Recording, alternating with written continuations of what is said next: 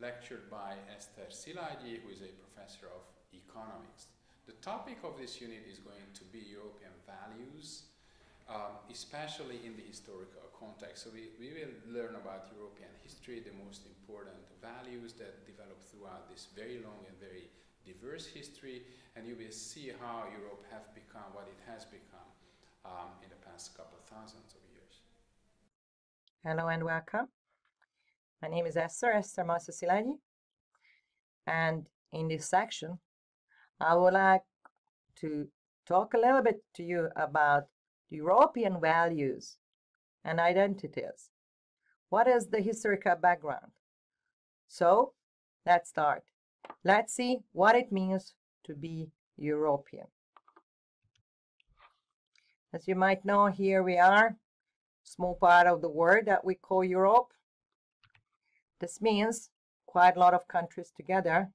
Currently, we have 27 member states. Europe has absolutely colorful culture, both from a linguistical point of view. We have so many languages. And as you can see, the different countries have so rich cultures. Sometimes they are different. And now at these sections, I would like to introduce you what we have common in European history.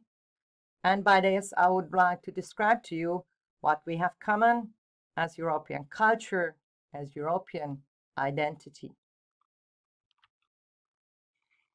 That's why I try to introduce you some very important part of our noteworthy history.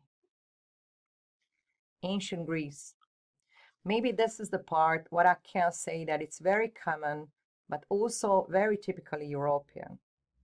So I think for all Europeans, this is a part of their identity, that in the ancient times, we have the Greek culture. As you can see here, some kind of 3 keywords about ancient Greece is culture, science, and democracy. Let's start with democracy. You all know what it is, but in the ancient times, it was quite a deal that free people, free citizens of Athens were able to vote and were able to commonly decide what's next for the next year, or what's next for the next war, or in any type of important issue that they decided that they want to make a decision commonly. And democracy, as always, had a fantastic effect of the development of science and culture. People who are able to think on a free way and who are able to create on a free way could really make fantastic works of art and also very important development in science. As you can see also from my little pictures, Greeks had mathematicians, philosophers, and made very great developments in really several parts of science. The other was culture, okay, both in architecture, okay, both in pottery, paintings, okay. You also can see the very famous pieces of art nowadays if you manage to travel there. The other part which is worth mentioning, because it's still part of not only the European values but also kind of the world values, it's that Greeks already had in ancient times Olympic Games, which, if you might see, is also quite a democratic way of thinking. Let's try to see who is best, okay? All the athletes who thought about themselves that they can win over the others could go there and show what they really can do to win over the others. The whole era, as you can see, was started 700 years before Christ and ended by the Roman occupation 146 before Christ. That leads us to our next topic, the Roman Empire. Why was the Roman Empire so important? Why do I say that it's also part of European identity? Well, just see this little logo here. They really had a very large empire, okay? So the very first keyword to talk about them is power. And the other thing is that empire means not only a large area and a large number of people, citizens, large number of citizens, but it also requires rules. Roman law is still one of the bases of current law systems. It had to be made based on so modern principles that we still need these principles if we would like to structure a legal system. Okay? So you like to see that the keyword empire means the knowledge of how to make citizens in one place, a high level of citizens, to be able to make a successful society. So that's why it was also an issue, also a science of governing. And also, just like at the Greek parts, I also would like to mention about art, both in the field of architecture, sculpture, paintings, wonderful mosaics, really remarkable pieces of literature and theater. We also can say the Latin language. Latin language was so important for the Europeans that they used it throughout all the Middle Ages and also after. That was quite a basic point, common point for all the people who wanted to communicate on a high level. Okay? Of course, just like at the Greeks, it was even more remarkable that they went on and went on with non-stop conquering wars. What does it make if I'm thinking about science? The non-stop conquering wars developed the area of strategy and military tactics, which Romans had a high contribution. Okay? The whole Roman Empire stopped, and after that, the early medieval centuries came. The very first thing to be mentioned about medieval age is Christianity. It was first persecuted in ancient Rome, but in the 4th century it was first allowable, and then by one of the Roman Caesars it was even proclaimed as the religion of state. Okay? Why Christianity is important from the point of view of the Middle Ages and from the point of view of European values. Let's start first why it was so important at the very beginning of the medieval centuries. Well, it means safety for many people in the hard times of the barbarian attacks, because the whole Roman Empire was collapsed because of the barbarian attacks. So that was safety, was not an absolutely certain feeling for the people anymore. Okay? And that is something what Christianity offered them. Let's go on. It also meant a very strong alliance between the church and the state. That's why it was so popular among medieval kings. Medieval kings really loved the church and found it very important because they said that all kings rule because God allows them to rule. So it was a certain type of legitimation for them as well. The other thing is the monk movements, which were already first were formed early medieval centuries, but throughout the whole medieval period. Why are they important from the point of view of European values? Because of science and arts.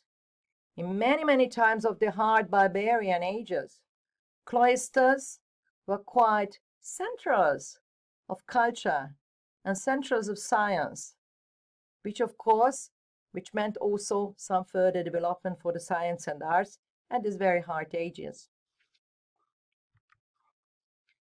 In the High Middle Ages, after the barbarian times, I think you might have seen a lot of films about it, and you might have seen that if you think about High Middle Ages, It was the age of strong kingdoms, promoted by the strong Christian church.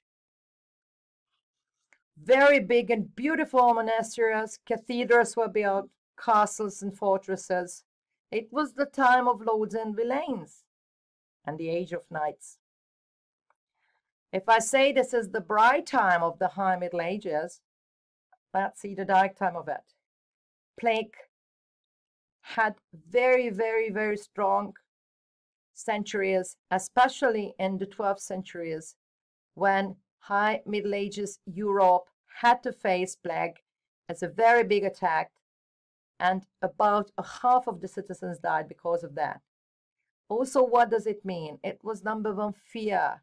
Number two, after the plague went over, and for those people who survived, it was again a joy that they survived, and it was again a joy of life.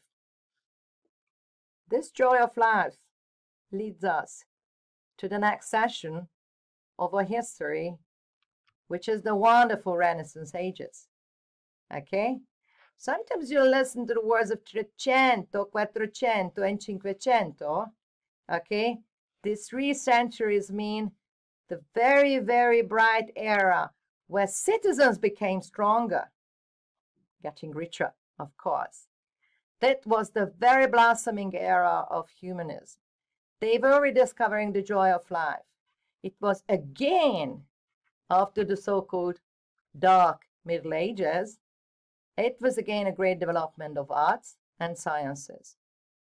Well, the blooming commerce it was that gave the richness to the citizens, and that's why they offered some capital background for the artists so that they can really paint those wonderful things, build those wonderful buildings. But now we go for, if we go for the Renaissance Italy or for the Renaissance German and Netherlands area, where now you can see just those wonderful buildings and paintings, which were absolutely the fruits of the Renaissance era. So it was an especially high development, okay? Both the 2 things when that was really a high development is mostly in Italy and in the Low Countries. As I told you, the Low Countries, you can find it in the Netherlands. A very important part of our history started at the end of the 15th century, because that was the starting of the age of discoveries. Let's see first the initiatives, the whole beginning of this era. What was the reason? Well, you remember at the Renaissance there were richer and richer citizens, and these richer citizens wanted to find new routes for commerce. The problem was that the lovely classical route to India and to China were already monopolized by Arabians and the very agile Italians.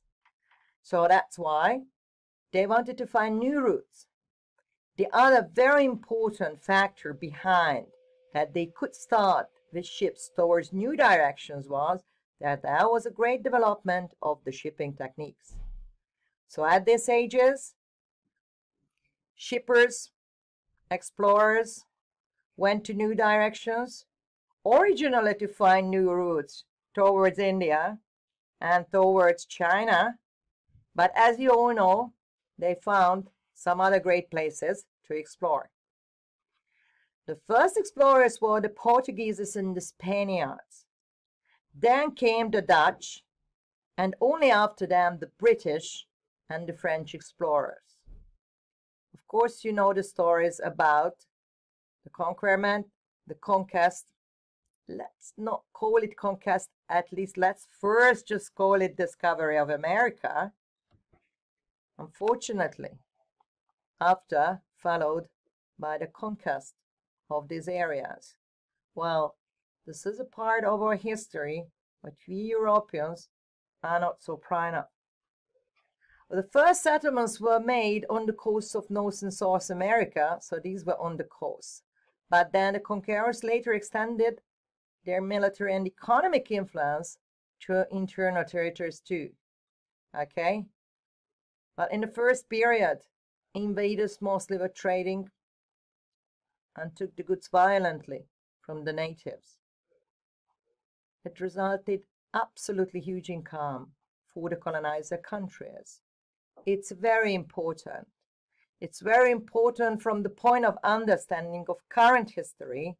So, this dark age of discovery, it resulted huge income, absolutely huge income for the colonizer countries, which helped them to develop the so-called industrial revolution. Again, I say that the violent occupation is not really a nice part of the European history. It's very important that the age of discovery finally brought us incredible consequences from the point of view of capitalism, and then after that from the point of view of the current market economy. Why? Let's see.